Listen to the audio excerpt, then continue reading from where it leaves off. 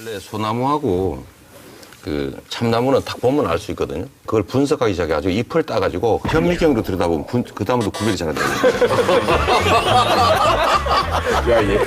그거 딱 보면 아는 건데 그거를 뜯어가지고 현미경으로 분석하기 시작하면 이게 드디어 헷갈리기 시작해요. 상식과 원리라고 하는 게 있는 거죠. 이거를 현미경을 보고 들여다보기 시작하면 딴 걸로 보기 시작합니다. 그럼 이걸 노리죠. 그렇죠. 네. 자세히 들여다봐라 이거를. 이게 논점을 흐린다 그러죠 보통. 시선을 돌린다고 하죠. 물타기라고도 하고 이 전문용어로 그렇게 말하는데 실제로는 보면 객관적인 사실 몇 가지만 보면 아니 그게 고영태가 쓸 수 있는 문서들입니까? 그게. 그렇죠. 그러니까 이거는 내용상 분명한데 국민들 시선을 좀 돌리고 좀 혼선을 주기 위해서 장난치는 거에 불과해요. 사실 정말 그거 가지고 국회에서 이게 문건을 가지고 논쟁한다는 것 자체가 정말로 국력 낭비입니다. 아까 첫 번째 우리 녹화 시작할 때 첫 번째 멘트가 뭐냐면 공정을 얘기했어요. 공정이란 건 뭐냐면 아주 보수적인 사람들이 하는 얘기예요. 기회를 공정하게 하는 걸 결과를 공평하게 하자는 얘기는 별로 안 하더라고요. 맨날 평등 얘기하는데 아니요. 이 시장이. 공정을 먼저 얘기했어요. 그러니까 사두가 평등 얘기도 맨날 해. 하긴 하지만 결과적 평등에 대해서 그리 강조하지 않았다는 거. 북한 문제라든지 사드 문제에 대해서는 굉장히 그런 진보적인지 모르겠는데 나머지 경제 정책이라든지 본인이 생각하고 있는 복지 문제라는 건 굉장히 보수적으로 입각을 한다는 자 거죠. 본인이 얘기하세요. 제가 보수인지 그 진보인지. 정리를 한번 할게요. 우리가 정상적 의미의 보수라고 하면 현재 우리가 합의한 가치와 원칙과 법 질서를 잘 지키자. 가능하면 잘 지키자 쪽이에요.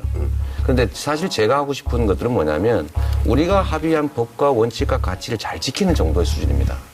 그냥 법대로 좀 하자는 거예요. 그래서 그러면 복지 부분에 대해서 진보적이지 않냐 이런 의심을 갖는데 이 복지 부분에 대해서 제가 명확하게 얘기할 수 있어요. 예를 들면 국민이 낸 세금들을 국방과 질서 유지에 제일 먼저 필요한 데 써야 되는 거 맞죠?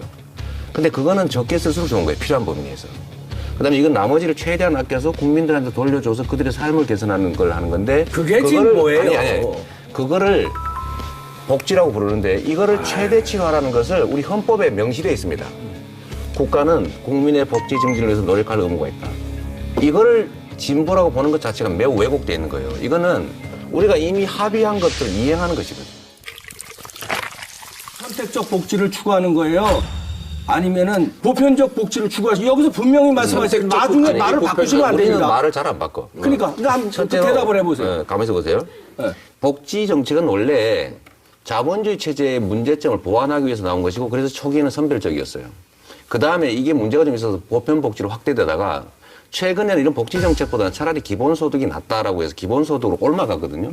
근데 이거는 진보냐 보수냐 영적인 문제가 아니고 자본주의 시스템의 문제를 어떤 방식으로 보완할 거냐는 거기 때문에 복지를 많이 확장하기 때문에 진보다라고 하는 것은 매우 진부한 거야. 아니 근데 제가 명함을 받아보면 저도 이제 명함을 많이 받잖아요. 근데 까칠까칠해요. 명함이 만져보시면 이게 점자 명함인 것 같아요. 점자 명함. 맞죠? 네. 네. 근데 참 이런 걸 보고 평상시에 말을 이렇게 어떨 때는 과격하게 하기도 제 귀에 과격하게 들리기도 해요. 근데 늘 얘기하신 것만큼 장애자에 대한 배려 이렇게 느껴지더라고요. 참 드문 명함을 받아봤어요. 예, 제가 두 가지 예를 들 수 있습니다. 원래 국민들은 정치적 입장이 뚜렷한 집단이 있어요. 난 무조건 1번. 아니, 웬만하면 1번, 이런 쪽. 난 웬만하면 2번, 이런 쪽이 있고요. 근데 이게 아니고, 소위 중도층, 스윙보트라고 그러죠. 그렇죠. 이쪽 찍었다, 저쪽 찍었다. 이 사람들은 되게 똑똑한 사람들입니다. 근데 이 중도층을 누가 차지하느냐로 결판이 나는데, 이 중도층들이 봤을 때, 소위 보수라는 이름의 집단은 이게 좀 부패하긴 한데 유능해요. 근데 소위 진보라고 분류된 영역은 이런 이미지가 있습니다. 똑똑하고 말은 잘하는데 무능해. 하는 게 없어요. 근데 결론적으로 그러면 아니 좀 해먹더라도 유능한 게 낫다는 결론이 이거죠. 근데 만약에 말이에요. 이 진보라고 불리는 영역의 집단들이 말한 것만큼 진짜로 실행을 한다는 확신이 있으면 어느 쪽을 찍을까요?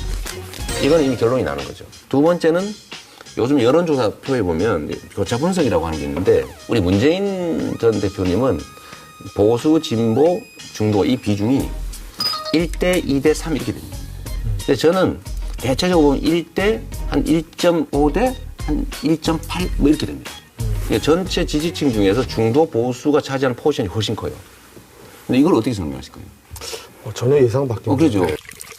저는 우리 사회의 시스템 자체가 소수 기득권자들이 너무 부당한 이득을 얻는 구조예요. 저는 이걸 정상화하는 게 제 몫이라고 생각하거든요. 그러니까 기회를 공평하게 주고 경쟁을 공정하게 하자.